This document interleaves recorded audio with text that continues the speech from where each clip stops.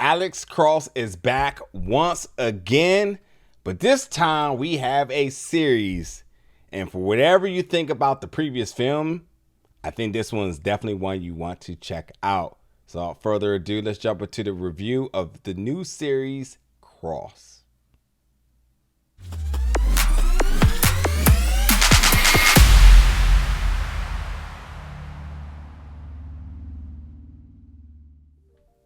What's up, everybody, and welcome back to the channel today for another review. And today we're going to be reviewing the new series Cross, which is coming to Prime Video November 14th. Now, this series has 8 episodes. They're about an hour each. And my quick thoughts about it is that, man, I enjoyed this much more than I ever could have expected. One, because the Tyler Perry movie wasn't a fan. Now, in all due respect for just the legacy of books by James Patterson, I have not read them in some time.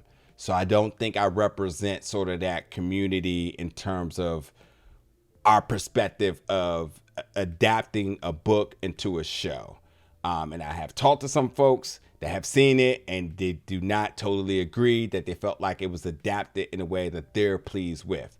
But as just a optimistic fan of television and film productions adapted from the novels, I enjoyed this because, like, number one, Aldis Hodge is a name that, like, I see him attached to something, by all means, I'm checking it out. And him as Alex Cross, like, yes, sir.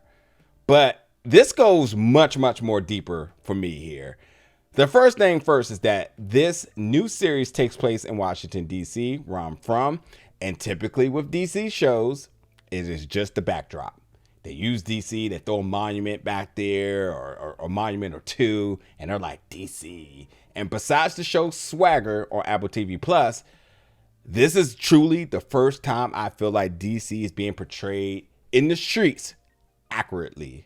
They hit a lot of the notes that, for myself and for some others I know that I've seen it, that says like that represents where we're from.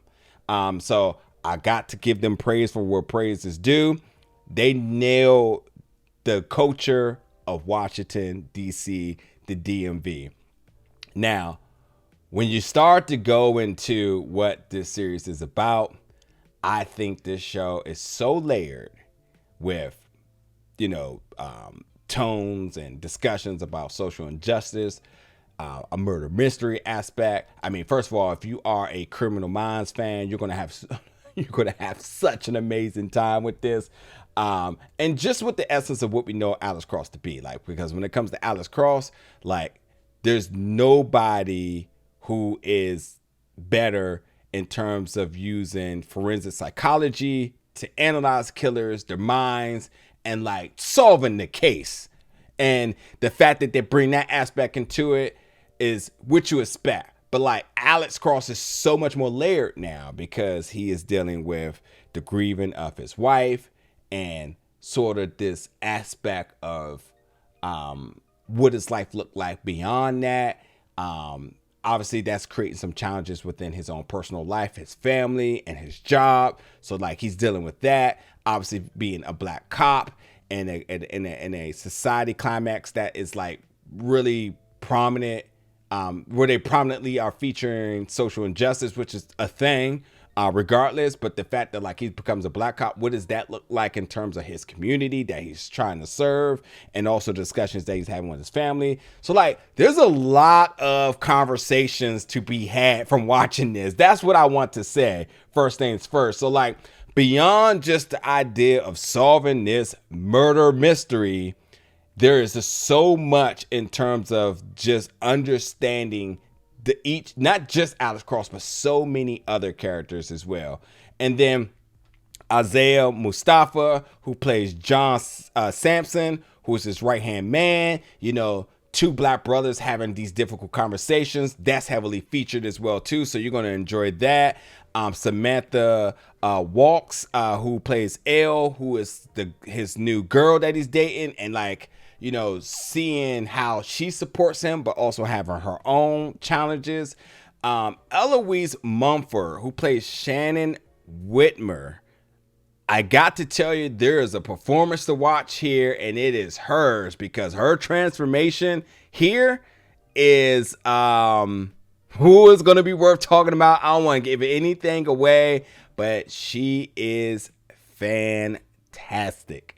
And then last but not least, one of my favorite actors, one of my favorite people, got a chance to recently interview him, Ryan Eggold, who you have seen on your television screens for years, on the show New Amsterdam as Dr. Max Goodwin. Max has been somebody that's been near and dear to everyone's household. If you watch that show, just understanding that he's such an amazing person. Like, God, he does so much good things out there. Well, he's a villain now. And Ryan plays this villain, Ed, who is, like I said, if you are into Criminal Minds, this won't be one episode that you're just going to be like, holy hell. And like, he is kind of borrowing sort of just characteristics from other known crazy folks, shall I say, or psychopaths. And you will sort of see that influence into who he is as this character, Ed. But nonetheless, he really does make it his own. I definitely want to give a shout out to Johnny Ray Gill as his character, Bobby Trey, unhinged, and he steals a lot of scenes that he's in. But across the board, I just think there's this fantastic acting, amazing writing, very layered characters. And then it's all surrounded by this murder mystery / investigation that is going on, where there's characters on both the good side and the bad side that's intriguing, with so many other storylines intertwined.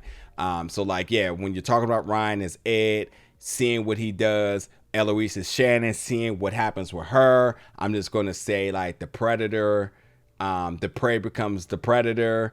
But measure of survival, but nonetheless a transformation that occurs that is just going to be must watch, and you have to see the inspiration behind what happens there. I don't want to give any of that away.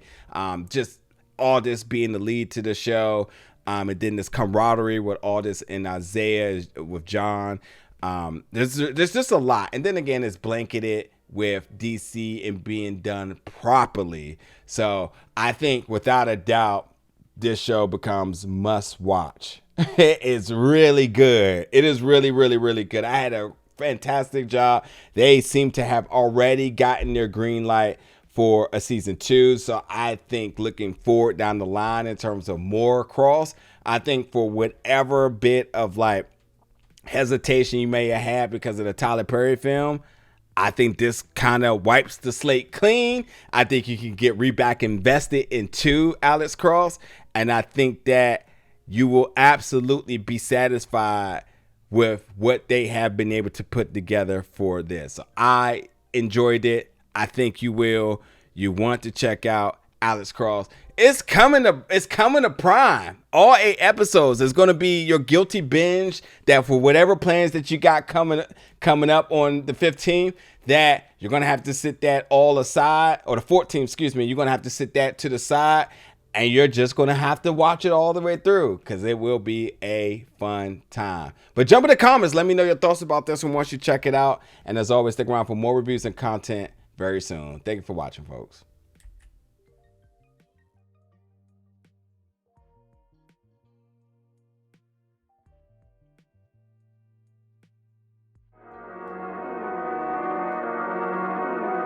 I